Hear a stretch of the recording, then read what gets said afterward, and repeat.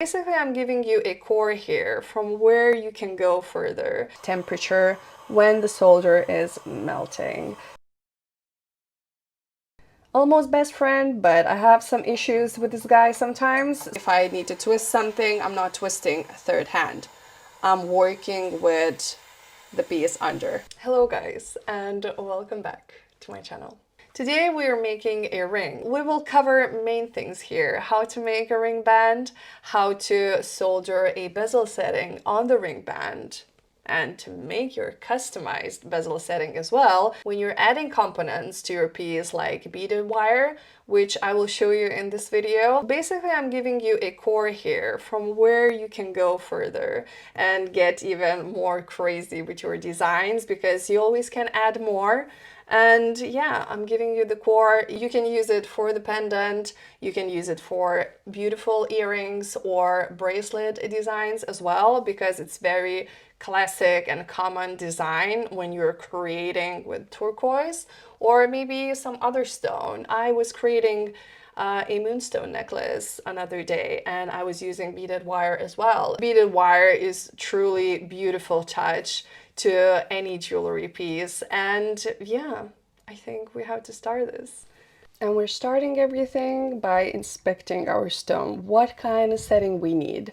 So usually you have to take a height of the stone and then make sure that you have a wire that could cover that. And I take a bit more of that height because we will polish and sand later, so it is important. We're working with a 0.4 millimeter thickness of wire and making sure that we have a good tension in that bezel wire. Using some pliers just to make sure that we have that connection as flush as possible, because it's very important to have it in our soldering station, that our solder would melt there and nowhere else. And the easiest way how to solder the bezel is to put solder under the bezel, because it has its own weight and will keep that solder in place. Now we're just checking if that bezel wire is fitting. I always make sure that we have very tight bezel setting, because it will be way easier to set the stone in. This is how I prefer to work. And always make sure that your stone is fitting from the top part, because if you check just putting the bezel on the stone, it might fit, but if you will come back and have the plate under and put that from the top part, it might not fit. So make sure you always check the fitting. And now we're making sure that everything is flat, because we will be soldering this bezel setting on the plate, so everything has to be flat where the solder has to melt. It's the main rule of soldering. And as you can see, while I'm sanding, I'm twisting that bezel setting. Coming from front, from the back, from sides, and making circles, making 8 number, making sure that we have that sanding evenly all the way through, and the height keeps the same all around. And I have to repeat myself because we have to check that bezel on the stone again, because in the sanding process we might bend something, we might turn something, so we could lose the shape. And when we will be soldering on the flat surface, we are not changing anything at that point. We need that stone would fit, you know? So now it's bubble wire part. You have to be pretty careful because it's very easy to break this wire. So we need to be pretty slow. It's 2 millimeter thickness of this bubble wire.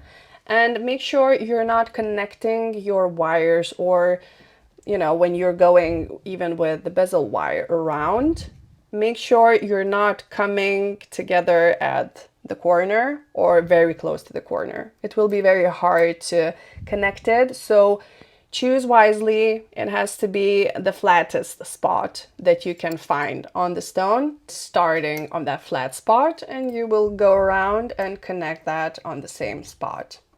At least it goes for this bezel. It's quite big. If it's a smaller one, shape is different. It's a bit different rule. We will talk about it when the time will come. And as always, I correct everything with my saw because we make sure that we have the flush cut. And now we need to solder that bubble wire the same way as we solder that bezel wire. I'm just showing you alternative way how you can solder. You can make a ball out of your solder and then put it when your piece is getting at that temperature when the solder is melting. So when you reach that temperature, it melts very beautifully. Okay, now we have to make sure that everything is flat. If you remember that rule all the time, you wouldn't even be thinking about it. You will make everything flat. What you need, that it would be flat. And it's easier way to do that is with rawhide mallet because it's soft enough not to ruin our bubbles from the top part, and it's flattening under because the bubble wire reaches the metal. That's why. So it's the easiest way how you can flatten. And yeah, now we have to solder everything on the plate. For this procedure, we have to put something under because we need to make sure that plate it's getting very hot as well, because when we're going with our fire just from the top part, it tends to heat up on the top part, and we need to be on the same temperature with all of our metal that our solder would flow very beautifully. So that is a bit of a tricky part because heat has to be pretty good. I had to use bigger torch to do this. So keep in mind, take bigger torch if you have those handy ones, because this guy needed bigger flame.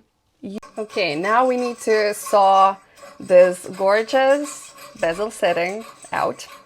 For that, I'm using Sharpie because it's easier to have a proper line and the black proper line to saw when you're sawing, because it's easier to keep it in place, basically. Especially when we have a bubble wire. We don't want to hit bubbles when we are sawing. So that is a bit of a tricky part. I hit some, not gonna lie, but we have to polish later and we will figure that out. So better not to hit those because you will work more later on. But we can fix basically everything if it's not a big injury. And we're working with files. It's like the least favorite part of mine, really. I have to admit, I don't like this. I really don't. Maybe you do, tell me in the comments. Maybe I'm weirdo here, but I really don't like polishing part at all. Maybe with compounds when it's the shine, I don't know. Okay, now I'm showing you my almost best friend, but I have some issues with this guy sometimes, so yeah, but it's cool if it's working properly. If you have issues with this one too, make sure you draw a line before you put the piece you want to flatten in this, then you will have a flat line there and 90 degrees. That's the important part. Okay, now we are measuring our ring size and cutting the length that we need.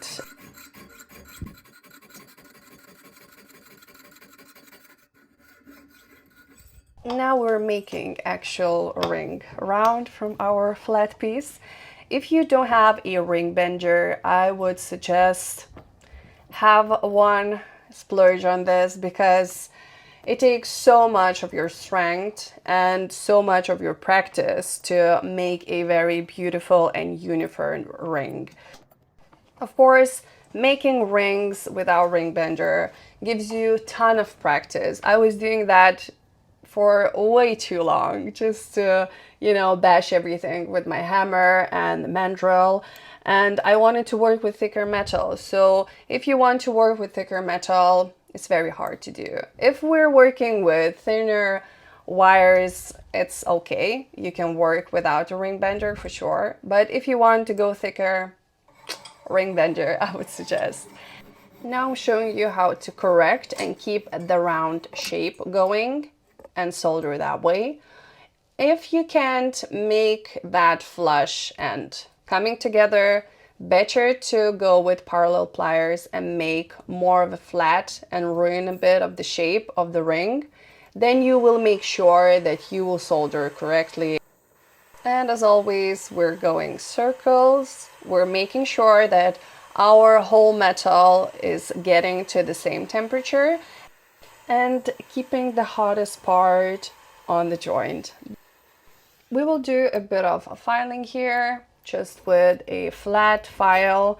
Mine was a bit soft for this job, so I took time here. But basically we want to get rid of that line, keep that thickness going, don't ruin the thickness there, and go lightly with a hand. After a bit of sanding, we are correcting our shape of the ring because it's not fitting to our size. So for that, I used a smaller ring size and then put this ring on the size that we needed. Even with the ring bender, we have to play around with it. We have to go circles, then change and turn our ring around as well, just to make sure we have a beautiful uniformed ring, and it would be like kind of perfect. And now it's all that sanding stage. We have to make sure that we don't have any fire scale on the ring.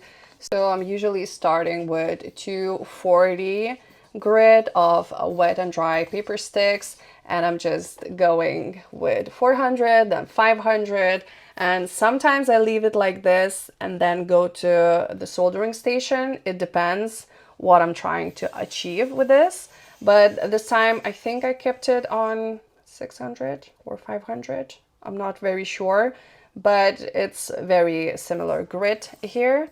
And we're just going circles and using gloves because we have to use gloves. I was using invisible gloves there, so yeah, but keep in mind we need gloves. And now is the part where we need to make our ring a bit flat on the top part, where we will be soldering a bezel setting on. So bezel setting has to be flat and our ring part has to be flat. We're putting just the amount of kind of like small edge of the top part of the ring and then filing that it would be flat. We're not like filing all the ring down. We just need not that big of a spot actually. And making sure that it fits correctly. And then we can release our ring finally from that small tiny vise. Now when we prepared our ring to be soldered on a bezel plate, we need to prepare our bezel plate. So we need to make sure it's clean. Everything has to be clean before going to soldering station. It's the main rule. Clean and flat where you want to solder your piece. Now, when we're working with third hand, I always suggest start with them. No matter what kind of thing you want to solder on to something, always start with a third hand, position the thing, the degree you want that thing would be soldered on. In this case, we want 90 degrees, as flat as possible. So we're making sure if we will push our third hand down, it will be 90 degrees and flat. And positioning everything under it. So if I need to twist something, I'm not twisting third hand. I'm working with the piece under, if that makes sense. And we're soldering a bezel setting with the ring now. It's important not to overheat your solder. It might burn, so we don't want straight flame on a solder. So in this case, it's better to work from behind with a flame. Finally, we reached the final sanding stage, and I'm very happy about that because, you know me, I don't like that sanding part. But these silicone wheels truly makes it easier and, you know, more pleasurable to work with, I would say as well, because we're not creating that much dust as well, and everything just looks cleaner. We're working on the same order with them, like we would be with wet and dry paper, because color stands for grits as well. So we are changing the wheels according to the colors. The red one was 220 grit. The blue one is fine one, as they call it's 400 grit. But the finish, as they leave, it's very uniformed, so it feels like it's even finer grit, if that makes sense. Because after the blue one, I'm coming straight with a Tripoli, which you should be using maybe after 1000 grit. It would be easier to work with that. But Tripoli itself, it's very abrasive, so I tend to use it after that blue wheel, and it works fine to me. If you want very on point mirror finish, then go through more of those wheels, and you can just leave it on wheels as well. But I always go with Tripoli to come back to areas where I want to reach more with my thinner wheels as well, and finish everything with rouge. I like it. I always use it at the end. It makes everything better. Of course, we have even fancier compounds. I have it too. Sometimes I use it. You know, sometimes you get bored in jewelry making world, so you're just trying out stuff. But I always come back to these. They're very thick as well, so I understand why some people doesn't like them, but it works for me. Now we're creating patina effect on this ring. It's very rare occasion I'm doing that on my channel, but this time it was necessary. It's a bit like classic turquoise ring. So we had to accentuate those bubbles. I don't even know why I'm calling that bubble wire, but proper name for that it's bead wire. So if you want to get one, you have to search like this. Now we are making sure that our edge is flat and we have even bezel thickness around it. Because after sanding, sometimes it happens that some parts thinning out, so we have to make sure we sand out that small edge and have an even bezel thickness around. That's very important. As you can see, the first time it didn't fit, the stone didn't fit because we have very tight fitting here. After sanding, it does happen that you bend a bit of the edge and it's not like 90 degrees anymore. And when we correct that, we fit the stone perfectly and it's very tight fitting.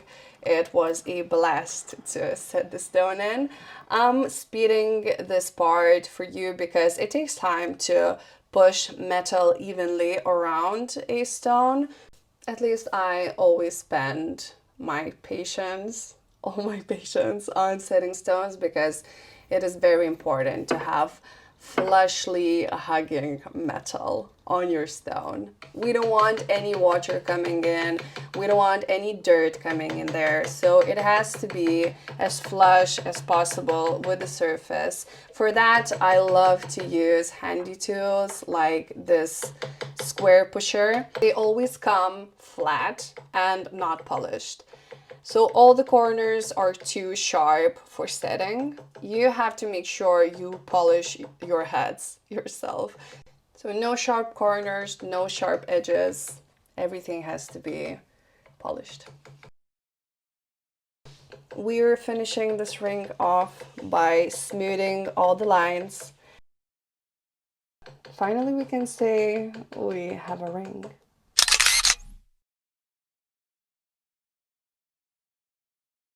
Okay, we finally finished our ring and it's simple and elegant and beautiful. I really do love these simple designs because it's all about the stone for me. We can just use some details and just make that turquoise even pop more. So I'm giving you the core. You can create however you want and maybe add on this too as well. So I hope you like it and I will see you in my next one.